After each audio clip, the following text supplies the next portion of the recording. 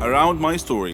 I don't really like Indian movies because the actors are always overreacting, and the movies are not logical at all. But this is just my personal opinion. However, I've discovered that there are stories stranger than Indian movies. Let me give you a real life example. I'll tell you a story about a young woman named Samantha. Samantha was a beautiful girl with blonde hair and green eyes. She lived with her grandmother after her parents died in a horrible car accident. The whole country read about it. She had many friends, and all the neighbors liked her. They considered her the most beautiful girl in town. Many had proposed to her, but she didn't care much for them. One day, Samantha was walking alone down the street after visiting one of her friends. Suddenly, she had an eerie feeling that someone was following her. She began running and crying for help. Her follower began running and stopped her. He was an ugly man, pointing a knife in her direction. He asked her to hand over her purse. She threw it at him and made a run for it. The man said wait and made to stop her, but another man appeared out of nowhere and punched the thief, who fell unconscious. The brave and good Samaritan picked up Samantha's purse and handed it to her. He was very handsome, with green eyes, soft hair, and an amazing smile. He escorted her back home, and she felt that he was her knight in shining armor. She went inside and hugged her grandmother tight, who was a little surprised but smiled. Samantha was so happy that she gently pulled her grandmother to her feet, and they whirled around and danced playfully. The very next day, she was surprised when she answered the doorbell. Steve, the tall, handsome man, was standing there, holding flowers. He proposed to her, and she said yes. Thus began their love story. Then one day, Samantha was standing in the kitchen preparing dinner. Steve and her grandmother were out, but they were supposed to be back soon. Samantha had everything ready, and she set the table. The house door opened, and Steve walked in. Samantha went to greet him, but she felt dizzy and fainted. Steve quickly took her to the hospital. The doctor congratulated Steve, saying that he was going to be a father. Steve was ecstatic, but Samantha was not. Instead, she was shocked and nervous. She said that she was too young to have kids, that she wasn't ready to be a mother. Steve was taken aback and said, "But why? Don't you want him?" Things were different from that point on. Samantha tried to get an abortion several times, but Steve was always stopping her. She couldn't accept it. She blamed Steve, but Steve couldn't understand her. In her 7th month of pregnancy, Samantha was with her grandmother at the supermarket when she saw a small boy run onto the road. Fearing he might get run over by a car, Samantha quickly pulled the boy off the road to safety. The boy's mother saw what happened and thanked Samantha, feeling so grateful and relieved. Samantha was crying at the moment and replied, "No need to thank me. I'm going to be a mother like you soon." For the first time, she was beginning to feel real affection for the baby. "Forgive me," she silently thought to herself. She tried to contact Steve many times to tell him that she had finally accepted. She was ready to become a mother, but he never responded. Finally, the day had come. Samantha went to the hospital to give birth. After the surgery, she was very tired. Nevertheless, when she woke up, she immediately asked for the baby. Her grandmother handed her the child. It was a daughter, and she was so beautiful. The nurse tried to take the baby out of her arms, but Samantha refused, wanting to hold her for as long as she could.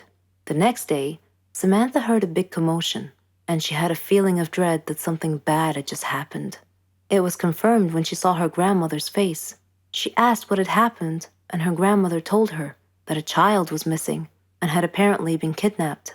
Samantha's pale face slowly pleaded, "Please don't tell me that it was my daughter." When her grandmother nodded, Samantha broke down and began crying and wailing in pain. The nurses tried to calm her down, and when she did, her grandmother came over to her and handed her a note. It had been found in her missing daughter's hospital crib. It was in Steve's handwriting. It simply said, "If you don't want her, I do." Then Samantha fainted. For many years, she tried finding her baby, but couldn't. Steve and her daughter had vanished into thin air. She felt as if time had stopped for her, but Steve didn't feel that way. He raised their daughter into a beautiful young woman. He named her Margot. Whenever Margot asked about her mother, Steve would always tell her that her mother was dead, but he often told her stories about her mother and how much he had loved her. Margot's intuition, however, told her that her father wasn't being completely honest with her. and that he was hiding some big dark secret. One day, Steve fell ill unexpectedly. He called Margot to him and told her that he was very sick and felt that he was going to die soon. He said that he wanted to reveal a secret that he had long kept from her, that her mother was actually alive, and that her name was Samantha. He told her that he had kidnapped her from the hospital at birth because her mother did not want a child. He regretted it and asked Margot to forgive him. He gave her Samantha's address, and soon after, he died. After his death, Margot decided to go looking for her mother. I am Margot, and I am now standing at my mother's address. At her front door, I cannot predict my mother's reaction when she answers the door and I introduce myself as her daughter, but I'm going to hug her and tell her that I've missed her for so long. Hi, my name is Laura. I'm 23 years old, and I teach art. I recently got married to the love of my life, Norman.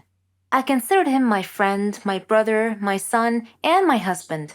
We loved to prank each other, even after we got married. For instance, one time, I turned off all the lights in the apartment, dressed up as a monster, and scared the living daylights out of him when he came back from the store. Another time, he damaged my car.